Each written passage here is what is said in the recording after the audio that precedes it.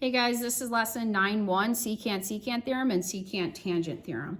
So we don't have a lot of lessons this week. If you notice, the homework's going to be on the little bit of the long side. There's a lot of questions, and I usually don't give that many, but that's kind of what this unit is.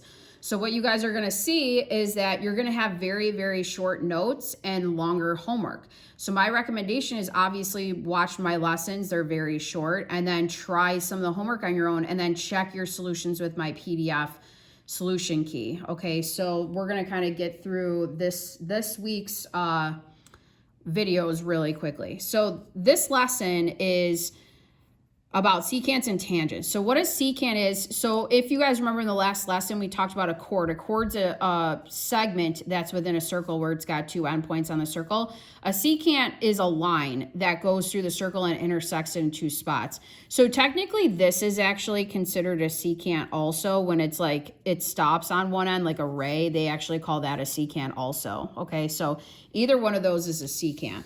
What a tangent is a tangent is a line that intersects a circle in one spot. We call that point the point of tangency. So what you guys need to know is that if you were to connect that point of tangency to the center, it will in fact create a right angle. So this kind of makes sense. If you think about like a car on the road or like say a bicycle, obviously if you connected the center to the pavement or the ground directly below the tire, it's going to make a 90-degree angle. Okay, that's the idea of a tangent line. So down at the bottom here, we do have a construction. Now, hopefully you guys have a compass and ruler. They want me to construct the tangent line. So I want a line that looks like this in the end, okay? So what I'm gonna do first is with my ruler, I'm gonna go like this and extend out my line, okay?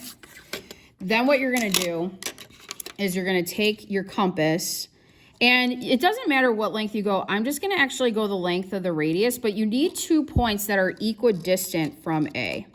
So I'm going to go on one side, then the other side to get those 2 points, okay? So then what you want to do is from these 2 points, you want to bisect it. Now you're going to have to open it up a little bit, make an arc, and then go this way, draw an arc. Okay, there you go. So if you connect,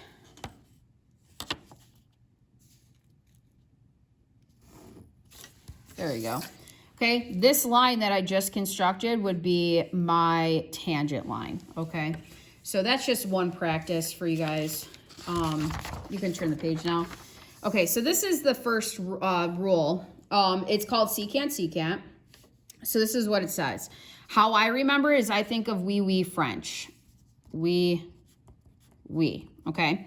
Whole times exterior equals whole times exterior. So the whole secant, so B, times the outside part A would equal the whole outside part D times the outside part C. Okay, this one's probably better seen with actual numbers. So let's look at the first example.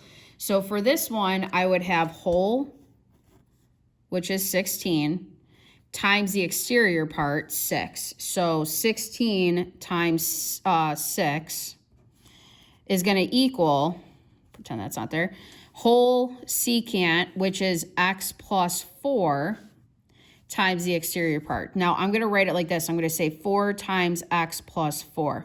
I technically could have put the 4 after, but it's easier because we know how to distribute this. You know what I mean? So it's easier to do 4 times x plus 4. So 16 times 6 is 96. This, if I distribute it, I would get 4x plus 16. Let's see, I would subtract 16 on both sides.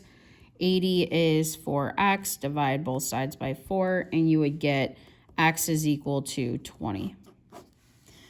Okay, so let's try another one.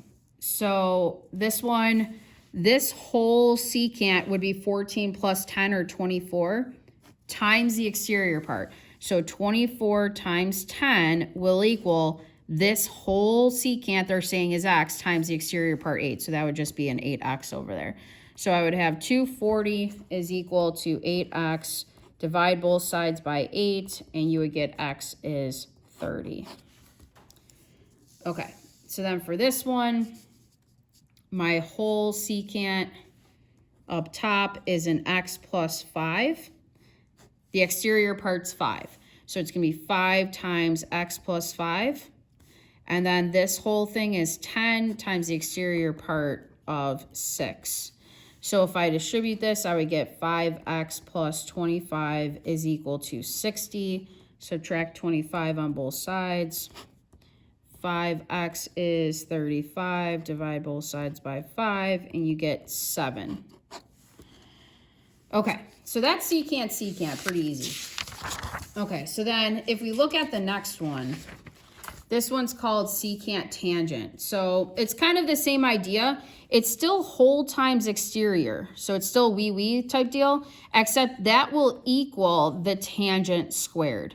Okay, so in other words, whole thing C times B will equal A squared.